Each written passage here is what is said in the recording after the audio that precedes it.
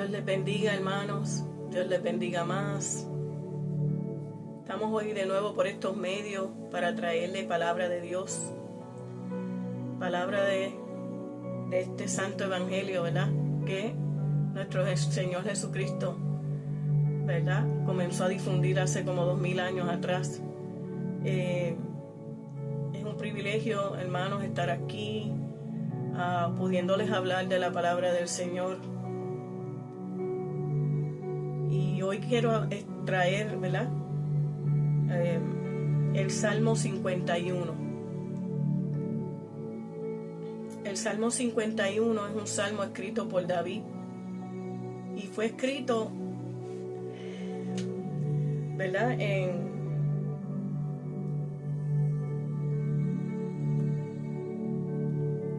Como les digo, David, ¿verdad? Le pedía misericordia al Señor, ¿verdad? Porque él reconoció que él pecó. Finalmente él lo reconoció. Al principio no lo reconocía, pero él reconoció, ¿verdad? Y eso es lo bueno de este salmo, que nos deja saber, ¿verdad? Que hay esperanza, que hay redención, ¿verdad? Que si caemos, Dios está ahí, ¿verdad? Y nos perdona. Pero hermano, siempre tenemos que ver, ¿verdad?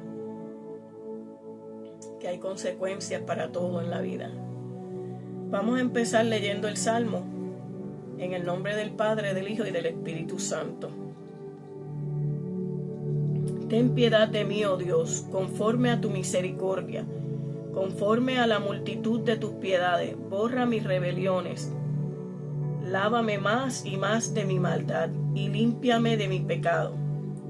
Porque yo reconozco mis rebeliones y mi pecado está siempre delante de mí.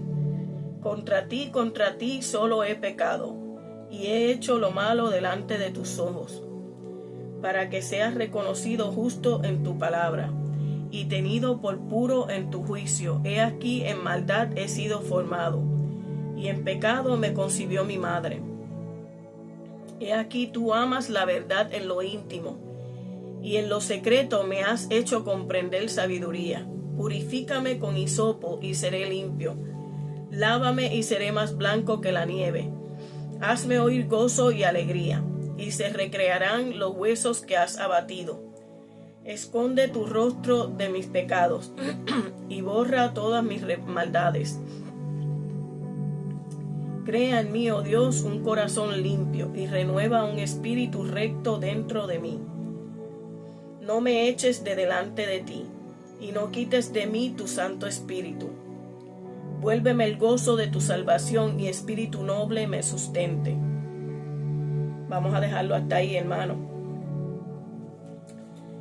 Y hoy, pues como les dije, vamos a estar hablando de este salmo, ¿verdad? Que escribió David, el Salmo 51. Disculpen, hermano. Y este salmo, ¿verdad? David lo escribió en medio de su tristeza, de su desesperación, de su ansiedad, ¿verdad? Cuando él pecó delante de Jehová. Un día Jehová envió a Natán a David, y viniendo a él le dijo: había dos hombres en una ciudad, el uno rico y el otro pobre. El rico tenía numerosas ovejas y vacas, pero el pobre no tenía más que una sola corderita, que él había comprado y criado, y que había crecido con él y con sus hijos juntamente, comiendo de su bocado y bebiendo de su vaso, y durmiendo en su seno, y la tenía como a una hija. Y vino uno de camino al hombre rico, y éste no quiso tomar de sus ovejas y de sus vacas para guisar para el caminante que había venido a él, sino que tomó la oveja de aquel hombre pobre y la preparó para aquel que había venido a él. Entonces, cuando Natán le contó esta historia, el profeta Natán le contó esta historia a David, dice que se encendió en gran manera, ¿verdad?, su furor contra aquel hombre y dijo a Natán, David dijo a Natán: vive Jehová, que el que tal hizo es digno de muerte, y debe pagar la cordera con 4 tantos, porque hizo tal cosa y no tuvo misericordia. Entonces dijo Natán a David: tú eres aquel hombre. Este salmo fue escrito por David, que reconoce que pecó contra Jehová deliberadamente, y pecó de una manera tan grave que fue separado de la vida y la presencia de Dios. Aunque Dios lo perdona, Él suplica por una plena restauración de la salvación, de la pureza y del gozo, pues estos son privilegios, ¿verdad?, de serle fiel a Dios. Aquí vemos como Dios, ¿verdad?, retiró todas esas cosas de David, pues David cayó en pecado, ¿verdad? Ten piedad de mí, dice este salmo. Todos los que han pecado en gran manera y se sienten abrumados por los sentimientos de culpa pueden encontrar perdón, limpieza de pecado y restauración de la gracia si se acercan a Dios con un corazón contrito y humillado. David pecó delante de Jehová, pues él, un día que no fue a la guerra y se quedó en su casa descansando, desde su balcón vio a una mujer bañándose, y esa era Betsabé, y la mandó a buscar y la hizo su mujer. Y para colmo, también envió a sus ejércitos, ¿verdad?, a que pusieran a su esposo, al esposo de Betsabé, al frente de la batalla para que fuera muerto. Y el hombre había venido a la casa porque David lo había mandado a buscar. Sin embargo, él volvió para atrás porque quería seguir peleando a favor, ¿verdad?, de su reino, y le era fiel a David. Sin embargo, David hizo eso contra él. Lo puso al frente de la batalla y lo mataron. Luego él se quedó con Betsabé, y Betsabé, ¿verdad?, se quedó embarazada. David, a pesar de su terrible pecado, el cual él no reconoció hasta que el profeta Natán le abrió los ojos, fue perdonado y renovado, ¿verdad?, basado en la gracia, misericordia, bondad y compasión de Dios. Porque como todos nosotros, ¿verdad?, Dios tiene misericordia. Dios tiene misericordia de nosotros. Porque si no, ya hubiéramos sido todos eliminados. Pues todos hemos pecado, ¿verdad?, en cierto momento. Pero en este caso David pecó deliberadamente, pues él, sabiendo los decretos de Dios, los designios de Dios, la palabra de Dios, él hizo lo malo delante de Jehová. Tenemos que tener en cuenta que es con un corazón de veras contrito y humillado que Dios nos perdona. Y por la muerte de Cristo en la cruz, que llevó todos nuestros pecados. Esas son las, ¿verdad?, las razones por las cuales somos perdonados. La otra parte dice: mi pecado está siempre delante de mí, decía David. La experiencia de David revela cuán terrible es ofender a un Dios santo después de haber sido tan abundantemente bendecido por él. A veces no se produce tan fácilmente la seguridad del perdón. ¿Por qué? Porque Dios nos dio tanto y así mismo espera de nosotros. Al que más se le da, más se le demanda, hermanos, y así es en el reino de Dios. Pero Dios es bueno como quiera, y sabemos que si Él nos da y nos demanda, como quiera es bueno, porque así es que tenemos que dar más y más y más cada día. a Dios, ¿verdad? Porque sabemos que con Él no perdemos, que Él siempre es fiel, que Él siempre nos guarda, que Él siempre está ahí para nosotros, que dice que estará con nosotros hasta el fin. Entonces, cuando una persona ha experimentado el gozo de la salvación y cae en el abismo de la inmoralidad, puede experimentar un tiempo prolongado de arrepentimiento y lucha espiritual antes de recibir una plena restauración de la gracia de Dios. Pues no es tan fácil uno haber estado ahí tan cerca de Dios, haber hecho todo bien para Dios y Dios habernos dado tanto y bendecido tanto como Él bendijo a David, a nadie. David fue uno de los reyes más bendecidos, ¿verdad? Aparte de su hijo Salomón. Y siempre Dios le entregaba a sus enemigos en sus manos. Entonces, igualmente, cuando la persona o las personas caen, ¿verdad?, en la inmoralidad, o cualquiera de nosotros que caigamos en la inmoralidad, en el pecado, pues se toma un tiempo prolongado, especialmente en nuestro corazón también, pues a veces pensamos que no somos dignos de haber sido perdonados, ¿verdad? Pero también esa confianza y esa fidelidad de Dios, ¿verdad? Ese Espíritu Santo tiene que volver a prenderse en nuestros corazones, tiene que volver a latir ahí, a poder entrar en este altar que nuestro cuerpo es el altar del Espíritu Santo, es el altar de la presencia de Dios. Y si ese altar es contaminado con la inmoralidad o con el pecado que sea, el Espíritu Santo no va a morar ahí, no va a morar. La gracia de Dios, ¿verdad?, no va a estar con nosotros así como estuvo. Pero siempre, siempre, ¿verdad?, Dios nos da oportunidades. Dios nos da oportunidades. Dice la palabra, si 7 veces cae el justo, 7 veces se levantará, ¿verdad? Pero en el caso de David, David pecó, pero grandemente. Contra ti he pecado. David reconoce que pecó contra Dios y su palabra y hizo daño a otros seres humanos. Imagínese, hermano, él era uno de los soldados, ¿verdad?, más fiel a David. El esposo de Betsabé era uno de los soldados más fiel a David. Sin embargo, David le quitó su esposa, se la robó y luego lo mandó a matar.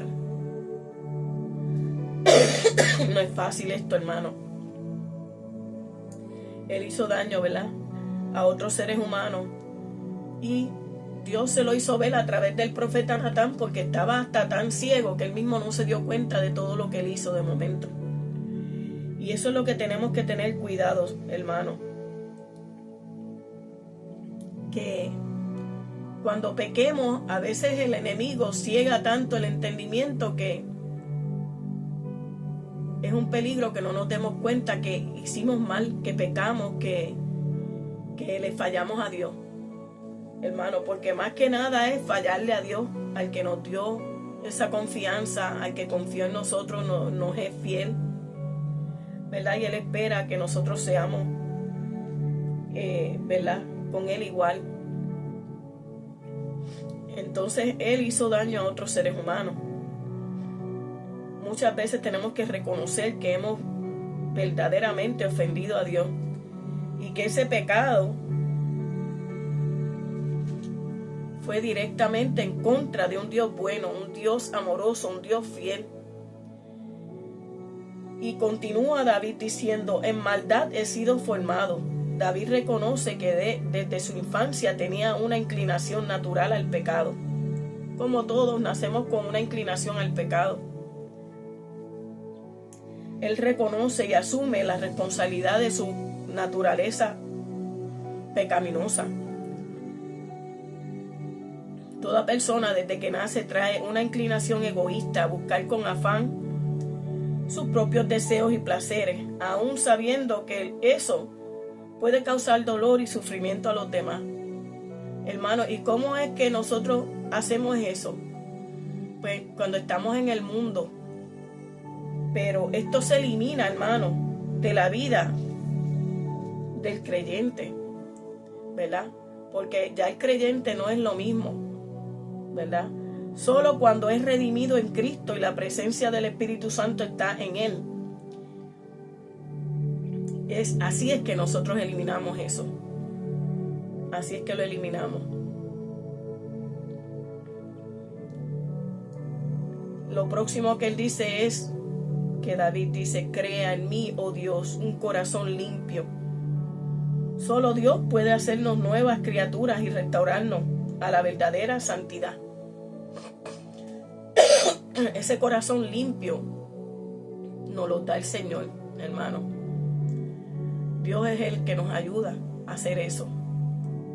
Todo creyente necesita que el Espíritu de Dios forme en ellos un corazón puro, que aborrezca la iniquidad, con un espíritu renovado que desea hacer la voluntad de Dios. Porque más que nada esto es obediencia y hacer la voluntad de Dios. Perdonen, hermano. Luego David continúa diciendo: no quites de mí tu Santo Espíritu.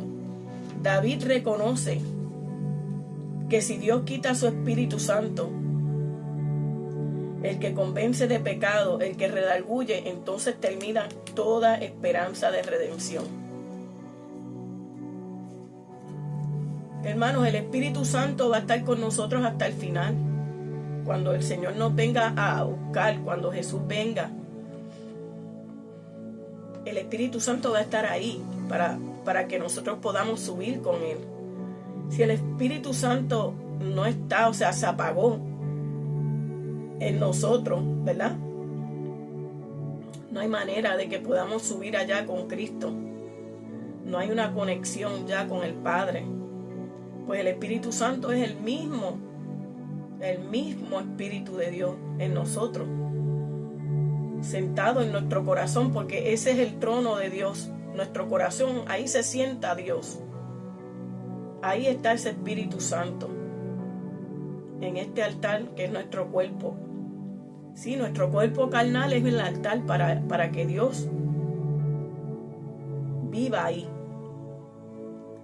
Por eso es que lo tenemos que conservar en santidad, hermano, lo más que podamos. Luego él continúa diciendo: vuélveme el gozo de tu salvación. En las Escrituras vemos que, aunque el Señor le devolvió a David el gozo de la salvación, tuvo que pagar un precio. Tuvo que pagar un precio muy alto por su pecado. Pues la palabra habla de que lo que se siembra para el espíritu se segará en la vida del espíritu, ¿verdad? Pero lo que se siembra para la carne se segará para la corrupción de la carne. David sufrió consecuencias por su pecado, pero terribles, hermano. Pues Dios nos perdona, pero las consecuencias se quedan, hermano, porque cuando Él dice: no adulteres, no forniques, no estés por ahí con todo el mundo, Él te está diciendo una cosa que no es que... Lo que Dios quiere con eso es que no te enfermes, porque si te pasas de persona en persona, estando con personas en personas, hablando ahora mismo de lo sexual, ¿verdad? Que las personas están con diferentes personas a la vez. Hermano, cuando Dios dice que no lo hagamos, es protegiéndonos, es protegiendo este altar, es protegiendo nuestro cuerpo. Porque lo que termina pasando con eso, hermano, es que las personas se enferman, cogen enfermedades y terminan muriendo a causa de esas enfermedades muchas veces, hermano. Porque a veces lo que vemos es lo que Dios nos prohíbe, pero ¿por qué lo prohíbe? Dios no es un Dios malo, es un Dios bueno. Y si prohíbe algo es por nuestro bien, hermano, es por nuestro bien. Porque todo tiene un orden, todo tiene que seguir un orden en la vida. Y ese orden que Dios nos da es perfecto y es bueno. Porque cuando hay desorden, hay pecado y hay de todo tipo de desenfreno, hermano. Entonces, ¿qué pasa ahí en la vida? Pues eso trae caos a las vidas de los seres humanos. Como vuelvo y digo, trae caos, trae enfermedades, trae muerte. Porque la paga del pecado es muerte, hermanos. Por eso es que Dios nos quiere librar de eso. La paga del pecado, amigo que me escuchas y creyente, la paga del pecado es muerte, hermano. Por eso le tenemos que decir al Señor, ten piedad de mí, oh Dios, y si hay algo en mí, escudriñame. Saca de mí lo que no es tuyo, saca de mí, Señor, el pecado oculto, lo que no he visto, lo que no sé. Mira, el mismo David, hasta que Natán no le dijo eso de ese cuento de ese hombre que le robó la corderita a otro hombre que no tenía nada. Él no se dio cuenta lo que él había hecho hasta ahí, hermano. No se había dado cuenta de la magnitud de su pecado, porque hay veces, como le digo, el mundo, la vida, el enemigo ayuda a que las personas se cieguen y ni vean bien lo que están haciendo, hermano. Por eso necesitamos estar en el espíritu, no en la carne. En el espíritu, hermano. Porque el espíritu discierne lo del espíritu y la carne lo de la carne. Así que no podemos estar en los dos. O estamos en el espíritu o estamos en la carne, pero en los dos no funciona, hermano. Pues las consecuencias por su pecado, ¿verdad?, en la vida de David fueron horribles, fueron terribles. Él pagó su pecado en su propia vida, aunque Dios lo perdonó. En la vida de su familia hubo unas cosas horribles. El hermano violó a la hermana. El hijo, Absalón, quería robarle el trono, quería matarlo. Imagínese, hermano, la espada se fue contra su casa y no se apartó nunca de ahí. Y en su reino también, porque ahí dice la palabra que Dios le entregó sus mujeres a los hombres y que él las viera también. Porque Dios le había dado tanto, le había dado a David todo lo que él necesitaba. Él no necesitaba coger nada de nadie. Pero a veces nuestros deseos carnales piden más de lo que nosotros necesitamos. Anhelan más, la carne anhela cosas que no son del espíritu, que no son de Dios. Y tenemos que tener un control, hermano, un control. Hermano, aún en la comida. Ustedes ven la comida, se ve una cosa inofensiva. La comida te mata. Si comes mucha comida, mucho dulce, te da diabetes, lo que sea, hermano, te dan enfermedades. Hasta en la comida nos tenemos que controlar para cuidar este altar. Porque muchas personas dicen, yo me guardo de todo, pero no se están guardando de la comida y se están muriendo, hermano. Y no es Dios que los está matando, son ellos y sus costumbres. El querer comerse todo, hermano, el querer comerse todos esos postres que son deliciosos, hermano, y buenos a la vista, pero traen consecuencias, hermano. Hay que tener un balance en la vida, hermanos, en todo, en todo. Hay que tener un balance en todo, en todo. Desde lo que comemos hasta lo que vemos.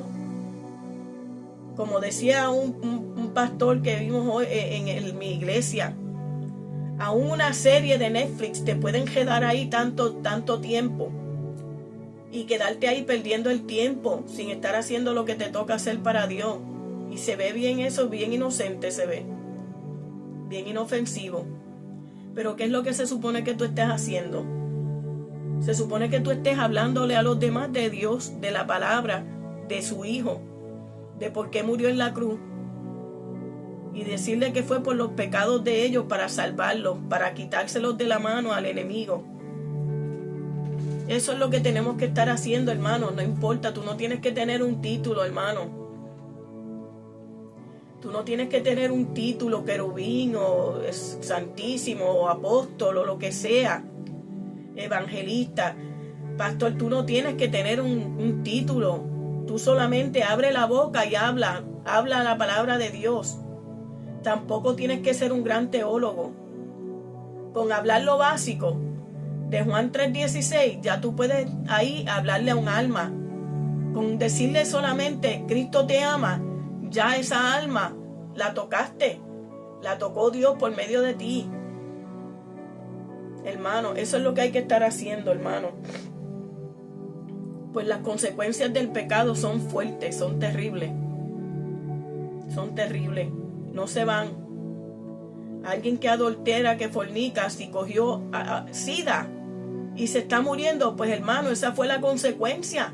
¿Usted me está entendiendo? Le estoy explicando así un poco más fuerte para que usted entienda. El Señor dice, no hagan esto porque trae esto. Pues mire, trae consecuencias. Entonces después las personas terminan muriendo en una cama.